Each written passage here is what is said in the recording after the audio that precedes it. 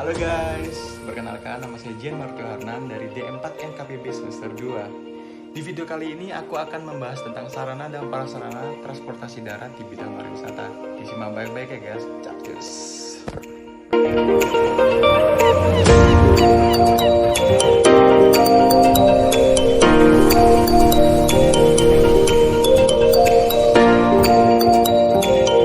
Oke, sebelum memasuki ke transportasi darat, hal yang perlu kita ketahui apa sih transportasi itu, kenapa dia tuh merupakan hal penting di dalam pariwisata. Transportasi adalah salah satu komponen aksesibilitas yang membawa wisatawan ke daerah tujuan wisata dari tempat asalnya maupun ke daerah tujuan wisata lainnya. Menjelaskan sistem pelayanan transportasi yang baik adalah prasyarat upaya perkembangan pariwisata, khususnya dalam persaingan menarik wisatawan untuk datang berkunjung. Sehingga tidak hanya kuantitas saja yang harus diperhatikan dalam komponen transportasi wisata ini. Mutu, ketepatan waktu, kenyamanan, dan keselamatan menjadi faktor yang mampu menilai kualitas suatu objek wisata dalam melayani wisatawannya. Transportasi darat. Transportasi darat adalah segala bentuk transportasi menggunakan jalan untuk mengangkut penumpang atau barang. Bentuk awal dari transportasi darat adalah menggunakan kuda, keledai, dan bahkan manusia untuk membawa barang melewati jalan setapak. Seiring dengan berkembangnya perdagangan, jalan diratakan atau dilebarkan untuk mengakomodir aktivitas. Alat transportasi darat dipilih berdasarkan faktor-faktor seperti jenis dan spesifikasi kendaraan, jarak perjalanan, tujuan perjalanan, ketersediaan alat transportasi, ukuran kata, dan kerapatan permukiman. Faktor sosial ekonomi, contoh moda transportasi darat adalah kendaraan bermotor, kereta api, gerobak yang ditarik oleh hewan atau manusia. Prasarana transportasi di darat. Prasarana transportasi di darat diantaranya seperti jalan raya, jembatan, termasuk bagian perlengkapannya misalnya seperti halte bus. Khusus untuk kereta api, menggunakan jalur khusus yang disebut dengan rel. Rel akan mengarahkan kereta api ke tempat atau stasiun tujuan. Yang pertama itu adalah taksi. Taksi adalah angkutan umum yang menggunakan mobil untuk mengangkut penumpangnya. Taksi umumnya menggunakan mobil jenis sedan, namun di beberapa negara, ada pula taksi jenis van yang dapat mengangkut lebih banyak penumpang atau muatan. Tarif layanan jasa angkutan taksi dihitung melalui dua cara. Yang pertama, menggunakan argometer.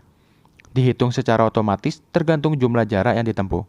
Yang kedua, berdasarkan kesepakatan antara penumpang dan pengemudi, menyepakati tarif sebelum. Kadang bisa juga sesudah perjalanan. Taksi ini lebih dominan dicari oleh wisatawan asing karena lebih gampang dicari dan bisa juga di stop. Karena sebelum terjadinya Grab dan Gojek, taksi memang dominan lebih sukai di banyak orang, tetapi untuk harga tersebut emang jauh lebih murah dibandingkan oleh Grab dan Gojek. Yang kedua itu adalah bus. Bus adalah kendaraan besar yang digunakan untuk membawa penumpang dalam jumlah lebih banyak. Bus itu sendiri memiliki 3 jenis, yaitu microbus, medium bus, dan big bus. Untuk microbus itu sendiri seperti HiAce atau Elf yang bisa terisi dari 11 sampai 19 orang. Untuk medium bus itu biasanya terdiri dari 20 sampai 30 orang. Untuk big bus itu sendiri biasanya terdiri 40 sampai 50 orang dengan jumlah penumpang lebih banyak dan harga yang lebih efisien serta bisa menaikkan banyak barang. Yang ketiga yaitu kereta api. Kereta api didefinisikan sebagai sarana transportasi berupa kendaraan dengan tenaga gerak baik berjalan sendiri maupun dirangkaikan dengan kendaraan lainnya yang akan ataupun sedang bergerak di rel. Dengan demikian, kereta api hanya dapat bergerak atau berjalan pada lintasan atau jaringan rel yang sesuai dengan peruntukannya. Hal ini menjadi keunggulan karena tidak terganggu dengan lalu lintas lainnya, tetapi di lain pihak menjadikan kereta api menjadi angkutan yang tidak fleksibel karena jaringannya terbatas. Kereta api merupakan alat transportasi massal yang umumnya terdiri dari lokomotif, kendaraan dengan tenaga gerak yang berjalan sendiri, dan rangkaian kereta atau gerbong dirangkaikan dengan kendaraan lainnya. Kereta api biasanya lebih diminati oleh wisatawan domestik dari kota ke kota lain dengan harga yang efisien serta kenyamanannya juga lebih enak. Yang keempat itu adalah mobil. Mobil adalah kendaraan kecil yang biasa mengangkut dengan jumlah orang 4 sampai 6 orang. Mobil itu lebih banyak dipakai oleh wisatawan asing atau domestik karena harganya lebih efisien, lebih enak, dan lebih private. Serta mobil itu lebih banyak biasanya disewakan dari rental-rental ke wisatawan. Yang kelima itu adalah motor. Motor adalah kendaraan roda 2 yang biasanya cuma diangkut oleh cuma 2 orang. Motor biasanya dipergunakan untuk memasuki jalur-jalur yang sempit seperti gang yang tidak bisa dilalui oleh mobil atau bus. Serta banyak wisatawan domestik atau wisatawan asing yang ingin memakai motor karena lebih efisien, lebih irit, dan lebih cepat untuk sampai di tujuan. 5 transportasi yang kita biasanya dikenalin, ada juga transportasi lainnya, yaitu delman. Delman adalah kendaraan transportasi tradisional yang beroda 2, 3, atau 4 yang tidak menggunakan mesin tetapi menggunakan kuda sebagai penggantinya. Variasi alat transportasi yang menggunakan kuda antara lain adalah kereta perang, kereta kencana, dan kereta kuda. Delman biasanya kita bisa temuin di kota-kota atau di alun-alun dengan harga yang murah serta lebih menegangkan dan lebih seru. Selanjutnya yaitu becak. Becak adalah suatu moda transportasi beroda 3 yang umum ditemukan di Indonesia dan juga di bagian Asia. Kapasitas normal becak adalah 2 orang penumpang dengan seorang pengemudi. Menjadi pengemudi becak merupakan salah satu untuk mendapatkan nafkah yang mudah sehingga jumlah pengemudi becak di daerah yang angka penganggurannya tinggi dapat menjadi sangat tinggi dan akan menimbulkan berbagai kemacetan lalu lintas. Jika menurut wisatawan asing, becak itu adalah transportasi yang unik bagi mereka karena di negara tersebut belum tentu ada seperti transportasi seperti ini.